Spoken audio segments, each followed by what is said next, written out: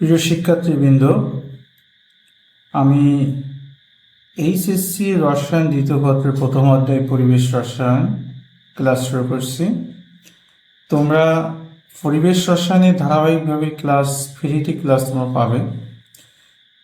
তোমরা যদি ফ্রিতে ক্লাস পেতে চাও তাহলে নিয়মিত আমাদের ক্লাসগুলো তোমরা ফলো করবে এবং আমাদের চ্যানেলটা সাবস্ক্রাইব করে আমাদের সাথে থাকবে এবং বন্ধুদের সাথে শেয়ার করবে। যদি তোমাদের কোনো প্রশ্ন থাকে তাহলে অবশ্যই কমেন্টসে আমাদেরকে জানাবে। তোমাদের কোনটা জানার দরকার, কী বিষয়ে তোমাদের কোনো প্রশ্ন থাকে অবশ্যই আমাদেরকে কমেন্টস বক্সে তোমরা ইনবক্সে আমাদেরকে জানাবে। আমরা যথাসম্ভব চেষ্টা করবো ইনশাআল্লাহ তোমাদের প্রশ্নের উত্তর দেওয়ার জন্য।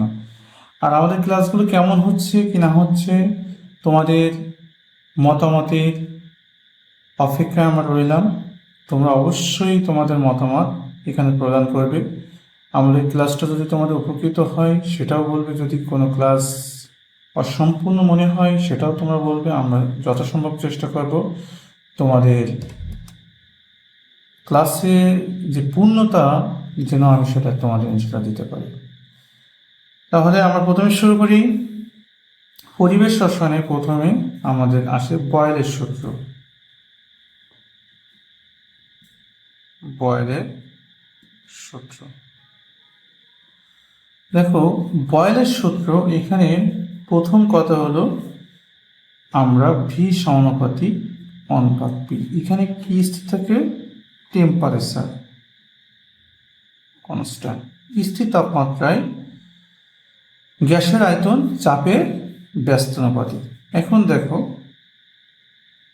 আমরা যদি এখানে সমানুপাতিক চিহ্ন উঠিয়ে দিই তাহলে একটা ধ্রুবক দিব অনুপাত পি। তারপরে এখানে দেখো, যদি আর গুণ করি যে পিভি সমান সমান কি। তো দেখো তো বয়েলের সূত্র থেকে আমাদের এখানে দেখো তিনটে ইকুয়েশন কিন্তু আমরা লিখেছি। প্রথম যে ইকুয়েশন দেখো, প্রথম ইকুয়েশনে কি হয়েছে এখানে বলতো? প্রথম ইকুয়েশনে হচ্ছে চাপ বৃদ্ধির সাথে সাথে আয়তন কমে যাচ্ছে। তাহলে এই ইকুয়েশন থেকে কিন্তু আমরা একটা গ্রাফ পাবো। আর এখানে এই যে ইকুয়েশনটা দেখো, এখানে কি ইকুয়েশন দেখো, y = mx, অর্থাৎ মূল বিন্দুগামী সরলরেখার সমীকরণ পাবো। আর এখান থেকে আরেকটা গ্রাফ পাবো।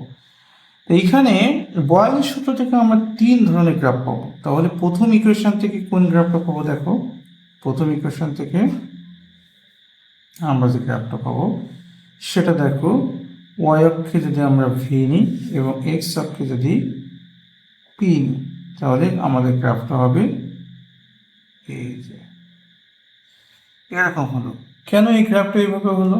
দেখো, এখানে আমাদের বয়েলের সূত্র বলেছে যদি আমাদের চাপ বৃদ্ধি করা আয়তন কমবে, চাপ যদি কমায় তাহলে আয়তন বৃদ্ধি পাবে।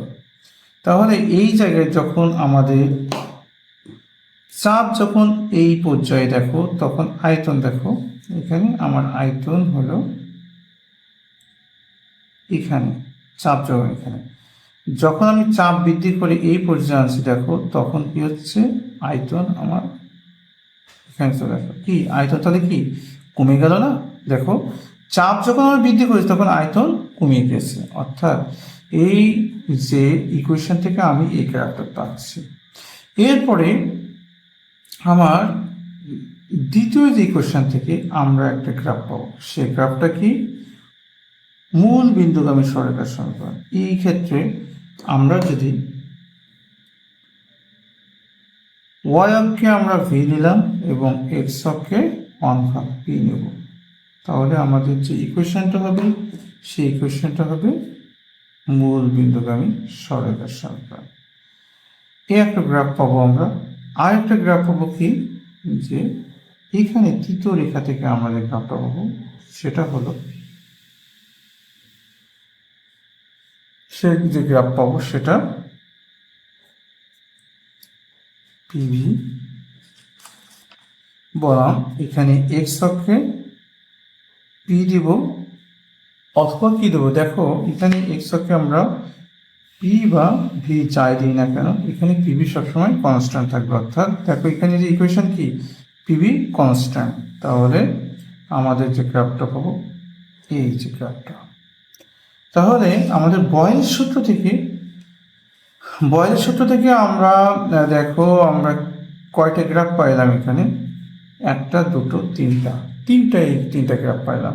এখানে বয়েলের সূত্রে আমাদের এখানে তাপমাত্রা কি অবস্থা আছে দেখো, স্থির তাপমাত্রা কিন্তু কনস্ট্যান্ট আছে।